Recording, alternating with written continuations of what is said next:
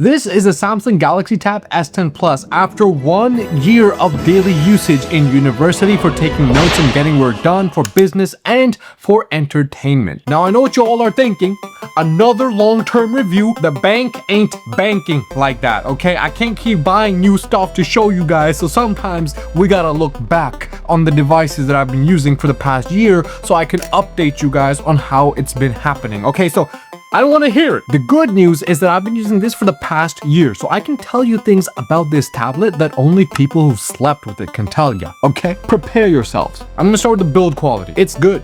This hasn't changed since the S7, so I'm gonna keep it short. The aluminum is great, okay? There is no problem with the build quality of this tablet. It's such a good build quality that it doesn't need any updating, so I'm totally okay with the build quality of this device. The aluminum is stellar. The speakers are amazing still, so we're gonna talk a little bit more about that when we get into the entertainment aspects. And the microphone is also fantastic, so when you are on those Zoom calls, I'm not even gonna comment on the camera. It's just good enough. It's not amazing. There's no like center stage, although Samsung has their own version of it that's coming out. It's basically AI center stage. They're just fine. They're just right past the threshold to where I would start complaining. So they're just fine cameras. The microphones are amazing. So if you are using the onboard microphone and speaker system, you'll have no problems doing this. So if you're using WhatsApp or Zoom or anything like that, this tablet will be more than sufficient for your needs, even if you're doing it professionally. But I do want to talk about the display. This display is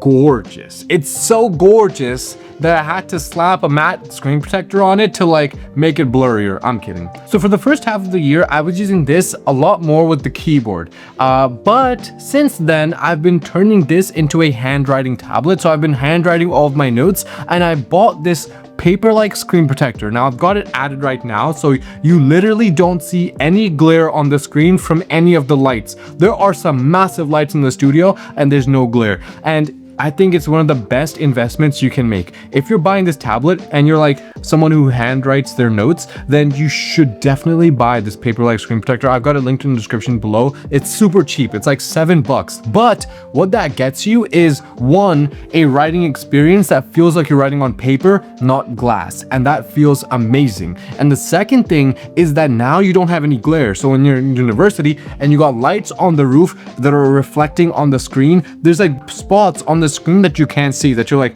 moving your tablet around just to be able to write properly. With this screen protector, you have none of those glare issues. So there's no more glare, there's no more reflections, and feels really, really nice taking down your notes. So I highly recommend this screen protector for someone who's handwriting their notes. But what if you're not that? What if you're someone who's typing away? Let me talk to you. The Kage Banshin no keyboard, ladies and gentlemen. Okay, obviously this keyboard is a copy of the Apple Magic Keyboard, and for the past like 3 years, I've been recommending different creators, like different companies that make this keyboard now, and I asked for it. So I was like one of the first people to ask for an Android version of the Magic Keyboard. It came, I told you guys about it. The company started selling so much that they raised their prices to like $150. It started at $80 when I recommended it to you guys, and then they just pumped that price when you started buying it. So you know what? I take back that glaze. No one buy their product, okay? I'm gonna find the cheapest one that's the best quality. The one that I've used, the white one, that one as well, they raised the prices on because I recommended it. People started buying it, they pumped the price. So don't do that, okay? I'm gonna find the cheapest one that's still made from the same back-end supplier. I'm gonna link that in the description below so you guys get the cheapest one possible. I'm gonna keep upgrading that listing. So whenever time you're watching this on, check the listing, and in the description, you'll find the cheapest link currently to the Magic Keyboard version of this tablet. I'll keep it up to date for like 2 years, and then you gotta let it slide a little bit. You gotta let it slide. But the only people that should be buying that, like, it's not for everybody. It's definitely not for everyone. If you're writing emails, if you're writing research papers, if you're reading a lot on Google Chrome and you're copying and pasting a lot of different texts, then you should be buying it. If you're using ChatGPT, you should be buying it. But if you're handwriting your notes, if you're a lot more for a note taker, you're handwriting your notes and you're taking your notes on Samsung Notes, you don't need that keyboard case. You don't. All you need is the screen protector and a folio case. So honestly, that case is really only for people who are doing a lot of typing. Even if you're like gaming, that keyboard case isn't really going to be the best for you if you're gaming. For example, if you're gaming Genshin Impact, if that's what you play, that keyboard case can't even connect to Genshin Impact. So you can't use that keyboard to play games, and that's actually a limitation for the Samsung Tab. So it's not a keyboard limitation, it's a tablet limitation. Oh, by the way, guys, to get these wallpapers for free, number 1, subscribe. Number 2, follow me on the Instagram at fossil.xp. And number 3, DM Tab S10. That's it. You get the wallpaper pack. You're welcome. So much free value, ladies and gentlemen. That's just the way I am, though. That's just the way I am.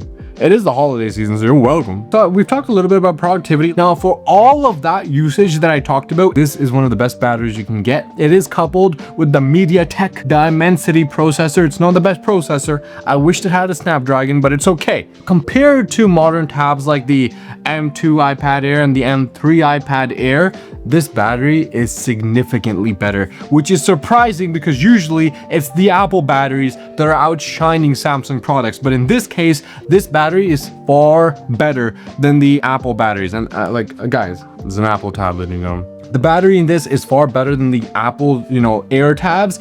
It is more comparable to the iPad Pros, the modern iPad Pros. So just know that you're getting one of the best batteries in a tablet that is at least 1 year in, still standing very strong. Most of the time when I'm using this tablet, it's going to be in split screen. So they have this built-in split screen and I'm using half of it with YouTube. I might be playing like some lo-fi tunes or watching some Jackie Chan movie. And on the other side, I'm, finishing schoolwork. So I'm just getting work done. If you are a creator, you can download CapCut for tablets. You can download Wondershare Filmora, these dedicated editing softwares for tablets, and they work incredibly well. So I'm personally not editing content on this tablet. I would not recommend taking an hour-long 4K video and connecting a dock to this, then transferring all the files into this, and then editing and rendering.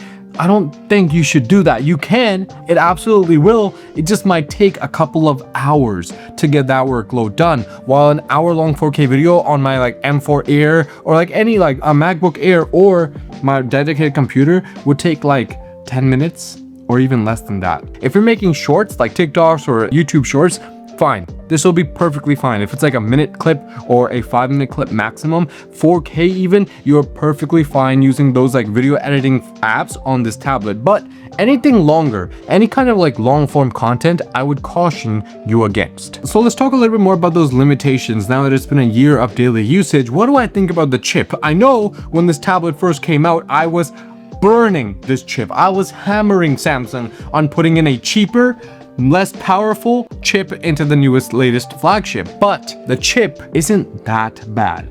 But you realize that it's limited when you're winding down. So at the end of the day, there's 2 kinds of winding down. The first, you're done, you got through a whole school day, you're back home, and now you're just trying to relax. You're gonna watch some Netflix or YouTube on your tablet, so you have this set up in front of you. You're getting your snack, I don't know, a pizza, or maybe some jalapeno poppers.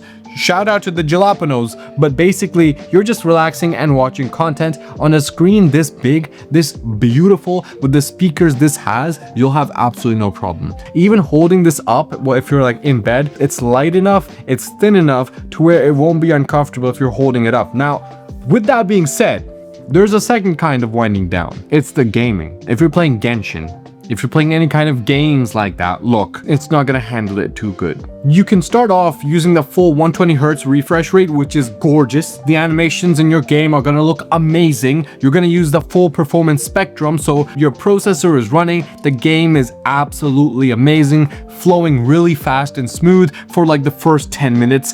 And then it slows down. The refresh rate is gonna come down from 120 to 90 and then down to 60. And that's when you start to notice issues in your animation. So it does throttle back after 10 minutes of heavy gaming. Another major issue that I wanna talk about, this one's a little bit bigger even. The battery has actually degraded quite a bit over a year's worth of usage. Now, I think it's not the battery itself that's gotten bad, it's a malicious update. After One UI 7, this battery is not the same. It dies a lot faster than it used to. Other devices like the S25 Ultra had the same issue. When the One UI 7 update dropped, the battery, which was already kind of tinkering on bad, became worse. Samsung sent even more updates through the last summer and those issues were fixed. However, there was no update to fix the tabs, and so this tab got that battery hit but never actually came back from that hit. And I did check online, I checked the Reddits. Other people are also claiming the same issues or the similar versions of the issues, so I do think it's pretty widespread. Now, it's not necessarily impacting the processing. Again, that gaming issue was happening even before the One UI 7 update. And when it comes to like daily productivity, like if you're using this for Google Chrome, you can have 50 tabs open, no problem. 90 tabs open, like you're not getting better processing than this tablet. This is right now the king of Android tablets without a doubt. What I am telling you is the battery has degraded. I do think that all it's gonna take to fix it is Samsung making an update. Maybe all it was gonna take was me making a video about it and now Samsung might fix it. That would be pretty cool. But I'm not gonna, blow my head over that. What? All I'm saying is that issue still persists and Samsung has not released an update to fix that battery issue. So the battery, it's still an all-day battery. It just doesn't work as good as it used to. It's more of the update issue that immediately caused the battery to decline. That's what happened. So that's been the only real update on my experience with this tablet. Like I said, everything else is stellar. Apparently this is a standard S Pen. Samsung also sells a Pro version of this S Pen. Now, I appreciate Samsung for including the S Pen in the package. I really do. From the bottom of my heart, thank you. And this S Pen, like the standard one that comes with the tablet, is perfectly fine for almost everything. Like literally, if you're a student, if you're a creator, this is going to be more than enough for you. So don't worry about like, oh, I'm gonna need to update. You're definitely not gonna have to do that. S Pen 1 year later, still in really good condition. With that being said, I might not update. I know there's a whole pack of AI features that are coming out for the One UI 8 systems that are coming out. I don't think I'm going to be upgrading or updating my system unless it has a very explicit battery fix for the Tab S10. I'm going to hold off on the update. I'm not going to jump into it this time because there might be some issues. By the way, guys, we just finished summer. I've been using this throughout the entire summer. So one thing I can tell you, like a new information, Samsung added this anti-glare tech to this Tab S10 Plus, and they're adding it to the S25 Ultras and all those different newest devices. It's still a gimmick. Look, this tablet gets very bright. So using it outdoors in like a cafe, you gotta crank it up to max brightness, but that'll be more than enough to get whatever work you're doing done. And I'm using this in dark mode as well. So I don't use like white backgrounds. I like it in dark mode, max out the brightness, and it still has really good battery. But just keep in mind that the anti-glare tech that they talk about right now, it's still a gimmick. Apparently it's supposed to change depending on where the sun is and how bright the sun is, apparently according to their like official documents, but I haven't really noticed any of that happening. All I really see is this green tint that's added to anything bright. So if the sun's behind and it's reflecting, it'll like turn the sun into greenish tint, so to, I guess, decrease the glare. But it's not really all that great. Like, it's still there. Like, you still see a massive spot on the screen where the sun is, and it's kind of hard to use like that. So if you do add the screen protector, forget about that. You never have to worry about glare in your life again. But I'm gonna leave you guys with that. Those were the updates on the Tab S10 Plus. That's what I wanted to tell you guys about. But until next time, take it easy. Peace.